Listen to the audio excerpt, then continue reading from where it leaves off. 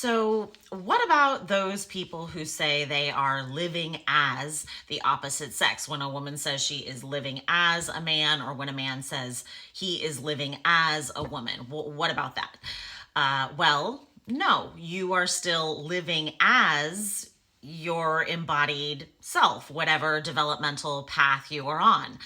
And let's take a woman for example. So a woman gets a radical double mastectomy, and she starts taking testosterone, and she starts growing facial hair, and her voice deepens, and perhaps she effectively is able to mimic a man. She looks like a man. But does this mean she is living as a man? No, she is still very much living as a woman. She is showing all of us that this is an experience that a woman can have. A woman can have the experience of taking a massive dose of testosterone. A woman can have the experience of getting a radical double mastectomy. A woman can have the experience of being confused, mistaken for a man. This is something a woman can experience. This is included in the infinite number of experiences that women can have. And in fact, it's a female specific experience. All of the early onset menopause that she is going to have, all of the health problems that she's going to have. I'm going to show you some right now. All of these are female specific experiences. First one, every person on testosterone with a vulva should consider estradiol placed in the front hole. So long-term on testosterone, not even long-term, just 6 months onto T, we see changes if we take a biopsy of the tissue under a microscope. But long-term on T, we end up with changes to the reproductive tract, I'm going to use medical language here, but to the vulva and the vagina, also the urethra where urine comes out, but also the uterus and the ovaries that are what we call atrophic in medicine. And that just means that the tissue atrophies. Like if you've ever had a cast and you know how the muscles get like wibbly wobbly and teeny tiny and not very good at their job under your cast, that is what's happening with the whole reproductive tract on testosterone and transgender diverse folks. And so we can slow down those changes or reduce or minimize or prevent some of those changes by incorporating a very low dose of estradiol therapy that's placed locally. And by locally, we mean actually into the reproductive tract, so into the front hole, twice a week. So this doctor just described to us some very specifically female experiences.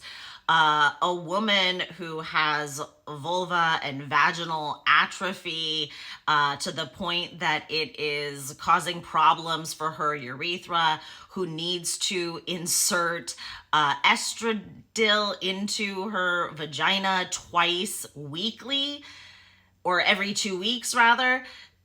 This is a constant reminder that you are female having a female experience. Anyone who is going through that is a female having a very specifically female experience.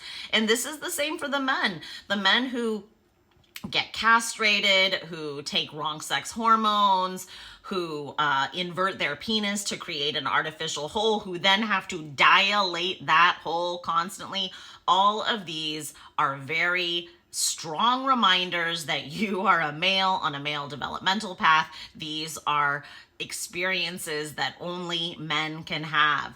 So both of the experiences of the people who are mimicking the opposite sex are sex-specific experiences. They are experiences that are constant reminders that these are your unchangeable physical circumstances that you must continue to grapple with for the rest of your life.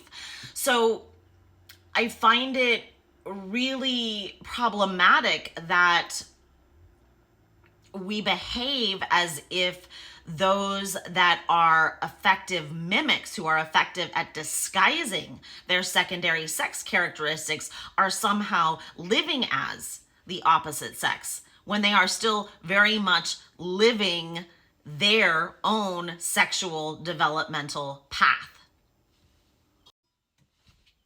There's just no way off this path. There's no way that you can leave this path any more than you can stop being a human. You are going to be male or female your whole life. with male specific or female specific experiences. And I think it creates a lot of imposter syndrome in those who take on these identities. It creates dissociation. You are constantly trying to hide your secondary sex characteristics, let's say as a woman, by taking testosterone, growing a beard, trying to get other people to read you as a man. Meanwhile, you are grappling with vaginal atrophy, for which you have to insert cream into your vagina, reminding you constantly what a woman you are. What a woman you are if you have to do this. This is a woman's experience.